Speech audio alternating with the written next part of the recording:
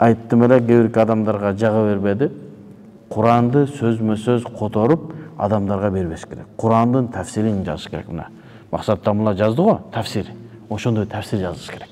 Сөзмө-сөз которулса, ал сөзмө-сөз которулганда ар бир адам алат дагы окуп алып Куранда бар экен деп эле аны амал кылып баштайт. Ал Куранда мүмкүн өкүмү кеткен аят, мүмкүн амал кылбай турган аят. Куранда көптөгөн аяттар бар. Окуйбуз, сооп алабыз, амал кылбайбыз. Амал кылсаңыз арам болот. Ошолордун бирөөсү ушул аяттар. Эң акыркысына амал кылабыз, биринчи менен экинчиге амал кылбайбыз. Себеби пайгамбарыбыздын мезгилиндеги өкүмдөрдүн түшүшү ушундай тадарруж этап менен болгон. Эми бул орозодо дагы бар. Намазда дагы бар. Башка өкүмдөрдө дагы бар. Анан жанагы түз эле биз Курандан, хадистен өкүм алабыз, мазхабты кармабайбыз дегендер ошол хадистерге кармалып түшүп калгандар көп болуп атат. Анан ошол хадисти көрөт да, мунун да сах хадис турат. Силер ханафилер амал кылбай атасыңар ушул хадиске дейт. Эмнеге десек, Сах Бухариде турат. Сен амал кылбай атасың. Абу Ханифа айткан, Курандан, хадисте келе турганса менин сөзүм таштагыла деген.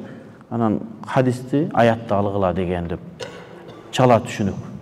Ооба, Абу Ханифа ошондой деген. Менин сөзүм Куран менен хадиске каршы келе турганса менин сөзүм таштагыла, Куран хадисти алгыла деген. Аны бардык мусулман айтат. Менин сөзүм, Абу Ханифанын сөзү эч качан Куран менен хадистен жогору турбайт. Аны ар бир мусулман билиши керек өзү. Кантип миллиондогон мусулмандар пайгамбарыбыздын бир хадиси турса, Абу Ханифанын сөзүн андан жогору кылып амал кылат. Ким? Кайсыл мусулман кылат? Демек бул жерде бир суроо бар. Демек ал хадиске амал кылынбайт. Ал аятка амал кылынбайт. Азыр бул жерде бирөө айтышы мүмкүн да, силер эмне Абу Ханифа аракты ичпегиле деп атат. Аракты иче бериш керек. Куранда турат мынантип. Пайдасы бар деп турат. Намазда эле жолобогула деп атат деп айткандай эле болуп атат да.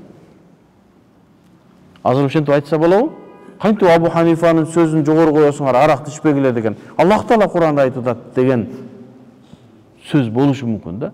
Эми муну аяттагы маселе Куранга көбүрөөк кызмат кылынгандыктан аны көп адамдар билип калды, түшүнүп калды. Бирок хадистерде көп түшүнө элек дагы Сах Бухариде турат го деп эле кыйкырып берет. Ооба, Сах Бухариде бар ошо хадис, бирок амал кылынбайт. Амал кылсаң күнөөкөр болосуң. Мына аят бар, Куранда бар бул. Амал кылсаң күнөөкөр болосуң. Ошон үчүн мазхаб карманын милдеттүүлүгү ушул жакта деп атабыз. Бардыгын Абу Ханифа тартиптеп бизге жазып берген. Ошон үчүн нөлдөн келе атабыз. Азыр пайгамбарыбыздын мезгилиндеги абалдан бир аз не кылдык, баяндадык.